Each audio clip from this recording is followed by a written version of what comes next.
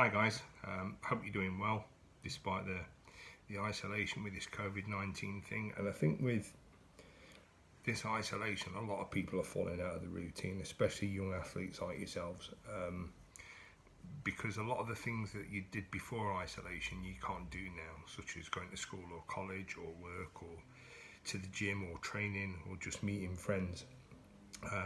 The danger is that without routine, we start to feel sluggish and lazy because we don't know when this is going to end, so we don't set any targets or goals. We also start to put things off until tomorrow because without knowing when the end of the isolation is, we feel we've got more free time to fill and plenty of time to start something. We can always say, oh, I'll do it tomorrow. Problem with sport is that any long break away from training, we end up with a problem called skill fade. And here's how it works. There's a thing called neuroplasticity, and that's what we call our brain when it remodels, adapts and organises after practicing a new skill or repeating a skill that we've already learned. When we learn new skills, there's like a fast stage and a slow stage of learning. So your brain tends to be it tends to learn new skills quickly, then it kind of levels out, so more practice is needed to refine it. So if you imagine a skill comprises of lots of different bits, and the first big chunk is the fast learning, but then to get all the other pieces, that's the slow learning. That happens over time, and we do that by sort of repeating stuff. So more practice is needed to maintain and improve that skill. So our brain controls how we move by an electric signal sent to your muscles. So the speed and accuracy of that signal depends on lots of different factors, and one is how much you've practiced. So our brain refines what we call a motor neuron pathway. The more we practice a skill, but that same skill can fade away if we fail to practice it. So just back to that fast and slow learning thing.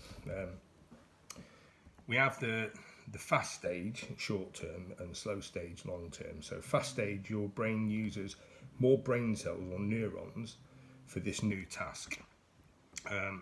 This increase in the brain's activity creates a massive improvement in one session. So when you sort of first learn a new skill, the jump from not being able to do it to being able to do it is quite a big one. But then to perfect it, you've got to add bit by bit by bit, and that's why constant repetition and training is needed. Now, if we don't do that, if we don't transition into that slow stage where we just repeat and repeat and repeat, we end up with the skill fade.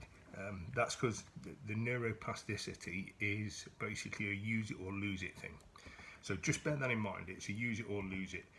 If we're not using it, we're going to lose it. So the brain's plasticity is either going to strengthen or reduce depending on how much training you do. So to perform athletic movements, your brain's got to coordinate with lots of different muscle groups to produce the action. So whatever the sport, it all requires that complex muscular coordination which starts in your brain's motor cortex. So that repetitive practice is needed for the skill to be performed effectively and to sort of become ingrained. Now, in most sporting competitions, a lot of athletes will not have to think about what they're going to do. Those that do have to think about what they're going to do before moving are at a disadvantage because that's sort of split second.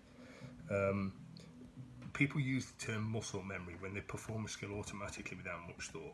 So every time a skill is performed, our brain speeds up and strengthens that brain pathway, whether it's performed right or wrong.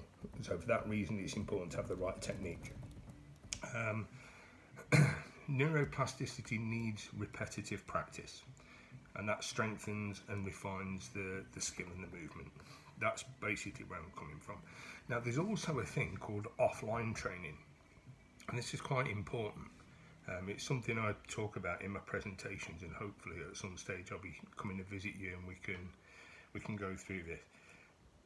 So it's the improvement of a skill that occurs between training sessions. Now, that's due to a phenomenon in which the brain consolidates a movement pattern at the end of every practice.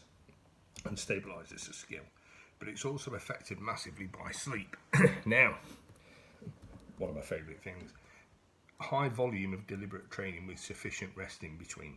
So you've got to have your training program, but you've got to rest. Now, on to sleep. Basically, our sleep cycle is vital for offline training and reinforcing skills. So until we've had 8 hours sleep, we don't remember things. We have to keep sort of relearning it.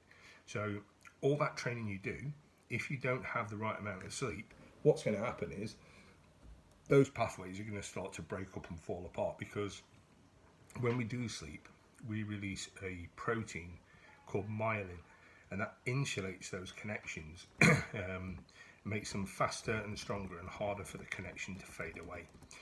If we don't get enough sleep, we don't produce enough myelin, so we don't insulate the connections. 8 hours of sleep have got to be carried out in darkness, so no blue light present. So we get blue light in daylight, but also in mobile phones and laptops and televisions and gaming consoles. So here's what I recommend.